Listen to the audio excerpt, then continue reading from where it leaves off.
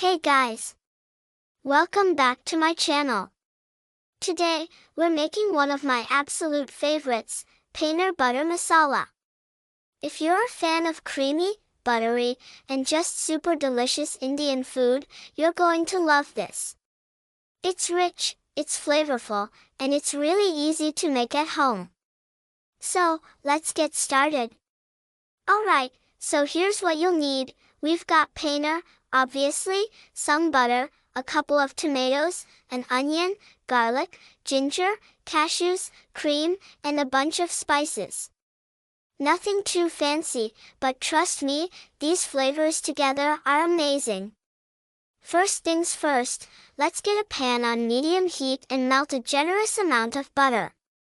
And when I say generous, I mean generous. This is butter masala. After all, once the butter's melted, toss in your onions, garlic, and ginger. We're gonna let these cook until they're soft and golden. Smells so good already, right? Next, we add the tomatoes and some cashews. This is going to give the sauce a nice creamy texture without needing too much cream later. Let this cook for about 5 to 7 minutes until the tomatoes start breaking down. Once everything's cooked down nicely, we're going to blend this into a smooth gravy. If you don't have a blender, you can use a stick blender, but we want this sauce super smooth. Pro tip, to get that restaurant quality smoothness, strain the sauce. It's a little extra work, but it makes all the difference. Now we're back to the pan. Let the gravy simmer and add more butter because, why not?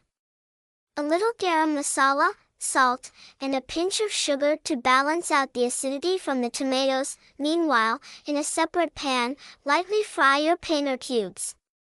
Just until they get golden on the outside, this keeps them soft and helps them absorb all that delicious gravy.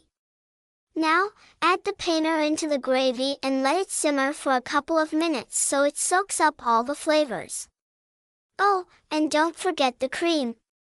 A little drizzle goes a long way in making this dish super rich and creamy.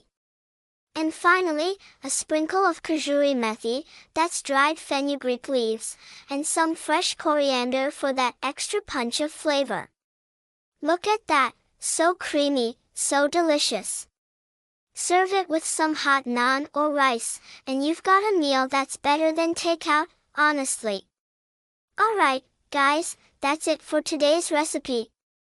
Let me know in the comments if you give this a try, and don't forget to hit that like button if you enjoyed the video.